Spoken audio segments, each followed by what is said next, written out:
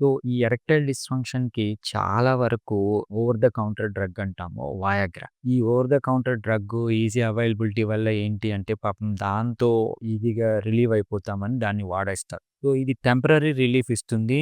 ఆ రోజుకి సెక్సువల్ యాక్ట్‌కి ఉపయోగపడుతుంది. టాబ్లెట్ లేకుండా మళ్ళీ ఎరెక్షన్స్ రాకుండా చేస్తుంది. సో, దీంతో ఏమవుతుంది అంటే డిపెండెన్సీ అనేది పెరిగిపోతుంది. యంగ్ ఏజ్‌లో టాబ్లెట్ వేసుకొని సెక్షువల్ యాక్ట్‌కెళ్ళాలంటే చాలా ఇబ్బంది. సో, వయాగ్రాకి నేను పురుషాంగ స్తంభన లోపాలకి ఏంటి అంటే షాక్ వేవ్ థెరపీ ఇస్తాను. ఈ వయాగ్రాకి, ఈ షాక్ వేవ్ థెరపీకి తేడా ఏంటి? ఈ వయాగ్రా ఏం చేస్తుంది తీసుకున్న 1 or 2 hours or 4 hours maximum depending on Viagra dose and brand. So, పనిచేస్తుంది. కానీ ఈ షాక్ వేవ్ థెరపీ ఏంటి అంటే అంగంలోని రక్తనాళాలను ఇంప్రొవైజ్ చేయడం ద్వారా ఇది లాంగ్ టర్మ్‌గా ఎటువంటి సైడ్ ఎఫెక్ట్స్ లేకుండా చేసే పద్ధతి. వయాగ్రాని మనం కనుక్కునిందే హైపర్ టెన్షన్‌ని రిలీవ్ చేయడానికి. సో, ఆల్రెడీ హైపర్ టెన్షన్ ఉన్న వాళ్ళు వేసుకుంటే తగ్గిపోతుంది కదా అనుకోవచ్చు. వాళ్ళు మెడికేషన్స్ వేసుకుంటూ, ఇది వేసుకుంటే ఇంకా లో బీపీ వచ్చే ఛాన్సెస్ ఎక్కువ. సో, అందుకని ఆన్ డాక్టర్ సజెషన్స్ అవి తీసుకోబడుతుంది. ఈ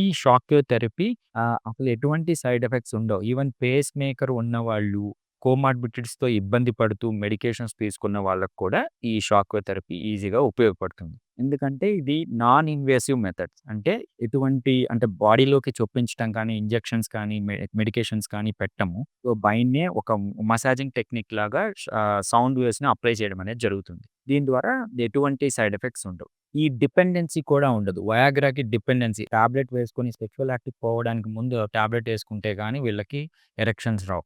అదే ఈ షాక్ థెరపీ ఏంటి అంటే నేచురల్‌గా కోరిక వచ్చినప్పుడు అంగం స్తంభించడం అనేది జరుగుతుంది. సో, ఆ విధంగా ఈ 2 డిఫరెన్షియేట్ చేయొచ్చు. ఇది లాంగ్ టర్మ్‌గా ఉపయోగపడుతుంది. షార్ట్ టర్మ్‌గా ఉపయోగపడుతుంది. వితౌట్ సైడ్ ఎఫెక్ట్స్ మనం షాక్ వేవ్ థెరపీని అప్లై చేయొచ్చు. సో, ఈ షాక్ వేవ్ థెరపీ ఏ ఏజ్‌లో ఇవ్వచ్చు అనేది చాలామంది అడుగుతుంటారు. నేను యాజ్ ఎర్లీ అంటే లైక్ వాళ్ళకి పురుషాంగ స్తంభన లోపాలనేది వాళ్ళకి మగతత్వం వచ్చిన తర్వాత అంటే మోస్ట్‌లీ 14 పైన జరుగుతుంది. కానీ నేను అంత ఎర్లీగా ఇవ్వను. 18 ఏజ్ తర్వాతే ఇస్తాను. సో, 18 ఏజ్ నుంచి మనకు నా highest age of shock therapy వచ్చేసి 87. సో, 87 వాళ్ళకి కూడా అందుకే ఏజ్ ఎప్పుడు సెక్స్‌కి అడ్డం కాదు. So, age is just number for a sexual act. So, age పెరిగే కొద్దీ సెక్షువల్ యాక్ట్ తగ్గిపోతుంది, చెయ్యరు అని మాత్రం అనుకోకండి. ఈ షాక్ థెరపీ ద్వారా అంగస్తంభన లోపాలని క్లియర్ చేయొచ్చు అండ్ సెక్షువల్ యాక్ట్‌ని ఇంప్రొవైజ్ చేసుకోవచ్చు. దీన్ని యూజ్ చేసుకోగలరు.